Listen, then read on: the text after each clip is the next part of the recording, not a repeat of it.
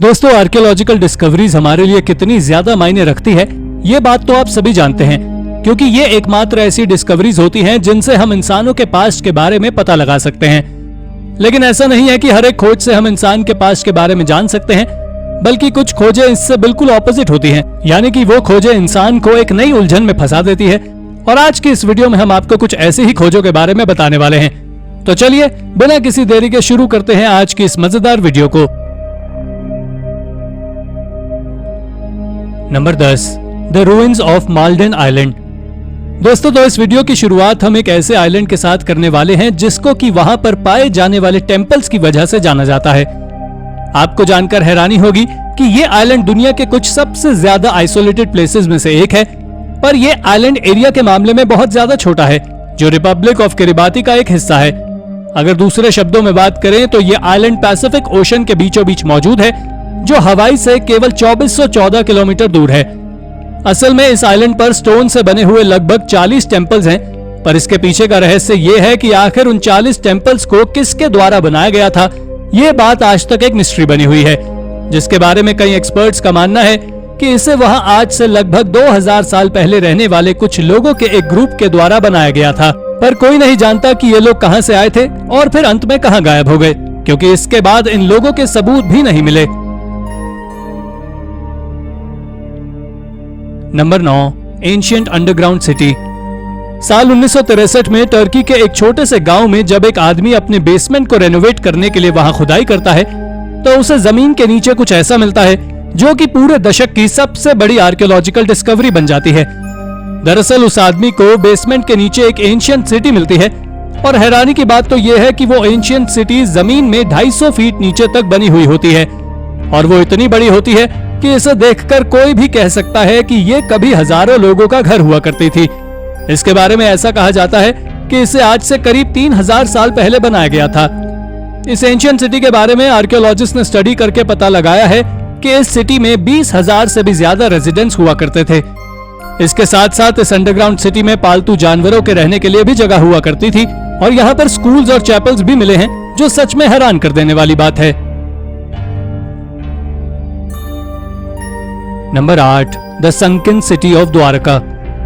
दोस्तों, आमतौर पर तो दुनिया भर में पानी के अंदर बहुत सी ऐसी सिटीज को खोजा जा चुका है जो एक समय पर बहुत ही अद्भुत होती थी, लेकिन भारत सबसे प्राचीन देशों में से एक है, और यहाँ भी गुजरात के गल्फ ऑफ कैम्बे में मरीन आर्कियोलॉजिस्ट ने कई सालों पहले डूब गया पूरा एक शहर खोजा है, जो आज से करीब 9500 साल पुराना बताया जाता है।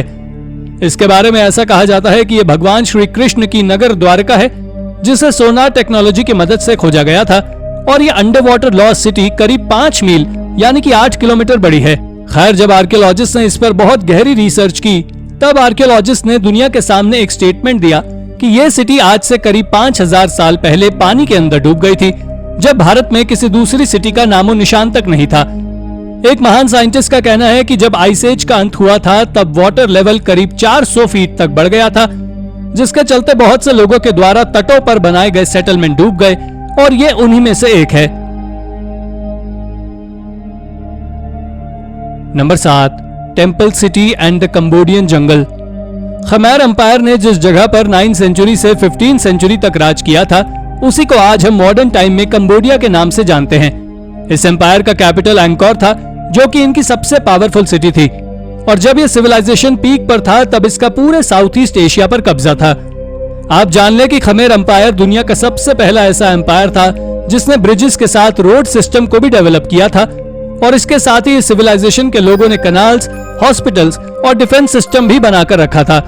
इनका डिफेंस सिस्टम भी बाकी सभी एंशिएंट सिटीज की तरह ही ऊंची ऊंची दीवारें थी, जो एनिमीज को रोकने के लिए बनाई गई थी। इस सिविलाइजेशन में ज्यादातर हिंदू और बुद्धिस्ट समाज के लोग रहते थे, जिसका अंदाजा आप सिर्फ वहां मौजूद टेम्पल्स को देखकर ही लगा सकते हैं, जो समय से काफी हद तक एडवांस थे। नंबर 6, पिंगयाओ। पिंगयाओ एक ऐसी एंशिएंट सिटी है जिसके बारे में यह माना जाता है कि इसे आज से 3000 साल पहले यानी 9वीं सेंचुरी बीसी में बनाया गया था, जो कि एक समय पर चाइना की बैंकिंग कैपिटल रह चुकी है। अब अगर आप सोच रहे हैं कि यह सिटी गुम हो चुकी है, तो ऐसा बिल्कुल भी नहीं है, बल्कि यह सिटी मॉडर्नाइजेशन के चलते बदल गई है, और उसका नाम है न्यू पिंगयाओ। लेकिन इस न्यू पिंग्याओ के बनने के चलते एंशियंट पिंग्याओ में मौजूद हिस्टोरियन आर्किटेक्चर पूरी तरह रूइंस में बदल चुके हैं और कुछ तो पूरी तरह से तबाह भी हो गए हैं। एक्सपर्ट्स का इसके बारे में कहना है कि ये जगह कोई साधारण जगह नहीं है। यहाँ जो दिखता है वो है नहीं, यानी कि ये असली पिंग्याओ सिटी नहीं है और इसकी हिस्ट्री भी सच्ची नहीं है, बल्कि असली पिंग्याओ तो इसके नीचे दफन है जिसे कभी देखा ही नहीं गया है। ये वाकई काफी हैरान कर देने वाली बात है। वैसे आपका इसके बारे में क्या मानना है, हमें कमेंट करके जरूर बताएं। Number 5, the Mayan city of Saktzi. दोस्तों, आज हम आपको एक बहुत ही रहस्यमयी और हैरान कर देने वाली एंशियंट सिटी के बारे में बताने वाले हैं। ये सिटी साइज में तो दूसरी सबसे छोटी एंशियंट सिटी है, लेकिन यहाँ पर मिले रुइंस कई हजार साल पुराने बताए जाते हैं। आपको बता दें कि इस सिटी में लगभग 1000 लोग रहा करते थे, यानी इन्हें 750 एडी के समय का माना जाता है। साथ ही इस सिटी से यूनिवर्सिटी ऑफ पेंसिल्वेनिया के एक ग्रेजुएट स्टूडेंट ने एक लाइमस्टोन के स्लैब को आइडेंटिफाई किया था और जब उसके ऊपर रिसर्च की गई तो पता चला कि यह स्लैब पूरा एक माया कैलेंडर है जिसे मिस्टीरियस ग्लिफ से डेकोरेट किया गया है। आर्कियोलॉजिस्ट को यहाँ से कई और stone slabs, ancient cooking tool और एक वुमन के रिमेन्स भी मिले हैं जो कि आज से लगभग 2500 साल पुराने हैं और वो भी रहस्यों से भरे हुए हैं। Number 4, Marda man. साल 2018 में आर्कियोलॉजिस्ट ने नॉर्दर्न इराक से एक हजारों साल पुराना एंशियंट सेटलमेंट खोजा था, पर फिर जब उसका एक्सकवेशन किया गया तो आर्कियोलॉजिस्ट को वहां से करीब 92 क्यूनिफॉर्म टैबलेट्स और तो और कई तरह की पॉटरी भी मिली थी। इसके बारे में लैंग्वेज एक्सपर्ट्स बेटिना फेस्ट का कहना है कि ये टैबलेट्स आज से 4800 साल पुरानी एक सिटी से बिलोंग करते हैं जिसे मार्डामैन नाम से जाना जाता है। ये सिटी आज एक खंडहर में बदल चुकी है, जिसके रूइंस बताते हैं कि इस सिटी को 2800 बीसी से 2650 बीसी के बीच बनाया गया था और इसका पीक 1900 बीसी से 1700 बीसी तक था। ये खोज वाकई में एक अमेजिंग खोज है। Number 3, old Urgench. Old Urgench के बारे में तो आप में से ज्यादातर लोग जानते होंगे, लेकिन जिन्हें नहीं पता उन्हें बता दें कि ओल्ड अर्गेंच एक समय पर पूरे सेंट्रल एशिया की सबसे बड़ी सिटी थी। अगर देखा जाए तो ये एशिया की सबसे ग्रेटेस्ट सिटी इसलिए भी थी क्योंकि इस सिटी पर ख्वारिज़्म एम्पायर नाम के एक बहुत ही वेल्दी एम्पायर का राज हुआ करता था। पर फिर मिडिल एजेस के दौरान इस सिटी में कई डिजास्टर्स आए और उसी का कारण है कि ये सिटी आज रूइंस में बदल चुकी है। हालांकि ऐसा नहीं है कि पूरी सिटी ही रूइंस में बदल गई हो, बल्कि इस सिटी में कुछ स्ट्रक्चर्स आज भी सही सलामत मौजूद हैं और उनमें से सबसे फेमस है टोरबिक खानियम मौज़ोलियम।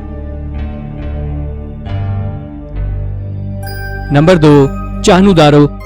चाहनुदारो उन 2800 एंशिएंट साइट्स में से एक है जो इंडस वैली सिविलाइजेशन से सीधी जुड़ी हुई है। इनमें से कुछ साइट्स इंडिया में हैं, तो वहीं कुछ साइट्स पाकिस्तान में भी मौजूद हैं। हालांकि चाहनुदारो नाम की इस एंशिएंट सिटी में 4000 बीसी के समय लोग रहा करते थे और ये भी बाकी सभी एंशिएंट सिटीज की तरह ही एक बहुत बड़ी सिटी थी और इसके बारे में ऐसा कहा जाता है कि ये इंडस वैली पीपल की सबसे बड़ी जगह या कहें सबसे विशाल सिटी थी। मगर आपको ये बात जानकर आश्चर्य होगा कि ये ancient city province of Sindh में मौजूद है, जिस कारण से इस पर ज्यादा रिसर्च तो नहीं हो सकी है, लेकिन इसका जितना भी एक्सकवेशन किया गया है उससे यही अंदाजा लगाया जा रहा है कि ये सिटी जल्द ही पूरी तरह मिट्टी में मिल जाएगी। Number 1, lost new Orleans. दोस्तों, ये खोज आज से कुछ समय पहले की है जब आर्मेच्योर आर्कियोलॉजिस्ट ने न्यू ऑर्लियंस के कोस्ट से एक लॉस्ट सिटी को खोजा था जो कि आज से 12000 साल पुरानी बताई जाती है। आपको बता दें कि इसे जिस आर्कियोलॉजिस्ट ने खोजा था उनका नाम जॉर्ज गिल था और वो एक रिटायर्ड आर्किटेक्ट थे। दरअसल बात कुछ ऐसी है कि पिछले कुछ सालों में इस जगह से फिशरमैन के द्वारा बहुत सारे ग्रेनाइट स्टोन्स को खोजा गया था। जब ये बात जॉर्ज गिल को पता चली तो उन्हें यकीन हो गया कि इस जगह कहीं न कहीं एक एंशिएंट सिविलाइजेशन मौजूद था और ये उसके ही एविडेंस हैं।